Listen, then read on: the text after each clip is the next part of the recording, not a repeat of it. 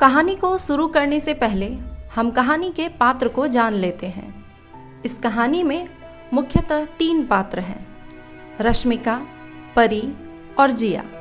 जहां परी और जिया दोनों बहनें हैं और रश्मिका उनकी माँ है। कहानी की शुरुआत में हम देखते हैं कि परी और जिया दोनों तैयार हो रही थी। आज का दिन बहुत खास था क्योंकि आज रक्षाबंधन था। दोनों बहनों ने राखी, दीपक और मिठाइयों से अपनी थाली सजाई। दोनों बहुत खुश थीं। सारी चीजें तैयार करने के बाद दोनों बहनें अपनी माँ को आवाज लगाकर कहती हैं कि माँ, हम दोनों राखी बांधने जा रहे हैं। माँ रसोई में कुछ काम कर रही थी तो वो भी वहीं से कहती है, ठीक है जाओ, और हाँ जल्दी आ जाना।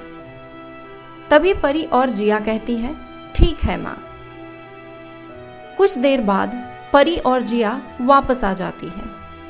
तभी रश्मिका ने आवाज लगाकर कहा, आ गई तुम दोनों, जरा रसोई में आना परी। पर परी नहीं आई।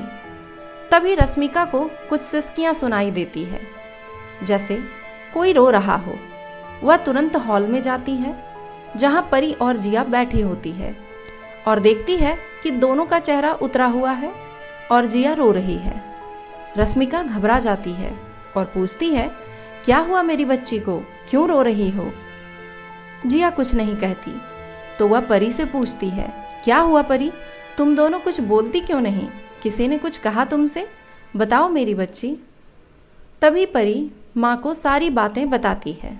दरअसल परी और जिया का अपना कोई भाई नहीं था, इसलिए वे दोनों रूही, जो कि परी की बहुत अच्छी दोस्त थी, उसके भाई को राखी बांधने चली गई थी। क्योंकि रूही के छोटे भाई को परी और जिया बिल्कुल अपने भाई के तरह ही प्यार करते थे। जब परी और जिया उनके घर पहुंची तो रूही की माँ ने दरवाजा खोला और उनसे कहा कि देखो परी, मैं नहीं चाहती कि कोई ऐसी लड़की मेरे बेटे को राखी बांधे जिसे खुद का अपना कोई भाई नहीं है, इसलिए बेहतर होगा कि तुम चली जाओ। यह सुनकर रश्मिका अपने दोनों बेटियों को गले लगा लेती है और कहती है, बस इतनी सी बात, इतनी छोटी सी बात के लिए तुम अपने कीमती आंसू क्यों बहा रही हो? दोनों बहनें अपनी माँ को देखने लगती है। तभी रश्मिका उनसे कहती है, पता है तुम्हें हम रक्षाबंधन क्यों मनाते हैं? इसके पीछे बहुत सारी कहानियां प्रचलित हैं, जिनमें से एक महाभारत से जुड़ी कहानी के मुताबिक एक बार भगवान कृष्ण की उंगली सुदर्शन चक्र से गलती से कट गई थी। तभी द्रौपदी ने खून रोकने के लिए अपनी साड़ी के आंचल से एक टुकड़ा फाड़कर बांध दिया था।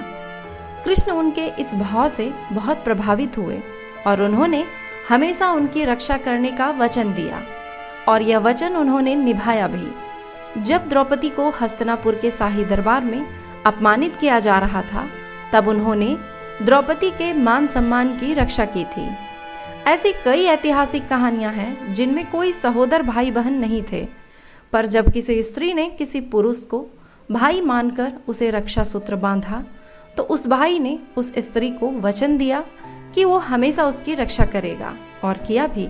ऐसी कई कहानियां प्रचलित हैं। उसने कहा, पता है, पहले के जमाने में लड़कियों को कई सुविधाओं से वंचित किया जाता था, जैसे उन्हें पढ़ने लिखने नहीं दिया जाता, उन्हें घर के सिर्फ कामों तक ही सीमित रखा जाता था, उन्हें किसी ऊंचे पद पर नहीं बिठाया जाता था, उनका लालन पालन ही ऐसा किया जाता था कि वह पूरे जीवन भर किसी पुरुष पर आश्रित रहती थी।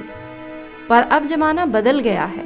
अब लड़कियां उच्च शिक्षा प्राप्त कर बड़े बड़े पदों पर बैठी हैं। जहां हम पहले देखा करते थे कि महिलाओं को बिल्कुल 4 दीवारी के अंदर रखा जाता था, उन्हें किसी भी विषय पर बोलने का हक नहीं दिया जाता था, वहीं आज की महिलाएं देश के हित में बड़े बड़े फैसले ले रही है।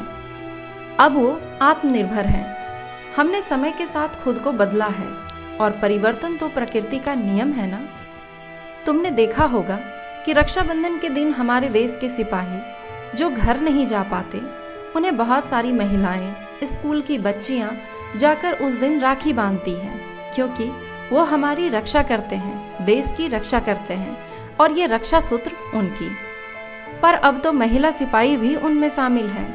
जो हमारी रक्षा करती हैं, तो अब उन्हें भी कई महिलाएं राखी बांधती है ताकि ये राखी उनकी रक्षा करे। रक्षाबंधन में हम रक्षा सूत्र बांधते हैं और बदले में रक्षा सूत्र बंधवाने वाला व्यक्ति यह वचन देता है कि वह उसकी रक्षा करेगा। यानी कि ये रक्षा सूत्र हम हर उस इंसान को बांध सकते हैं जो हमारी रक्षा करता है। यह जरूरी नहीं कि वो हमारा केवल भाई ही हो, वो हमारे माता पिता भी हो सकते हैं, भाई के साथ साथ बहन भी हो सकती है। तो आज से हम एक बदलाव करते हैं। आज से एक एक राखी तुम दोनों भी एक दूसरे को बांधोगी और एक दूसरे को यह वचन दोगी कि जीवन के हर मोड़ पर जब भी तुम दोनों को एक दूसरे की जरूरत हो तो तुम दोनों हमेशा एक दूसरे की ढाल बनकर खड़ी रहोगी।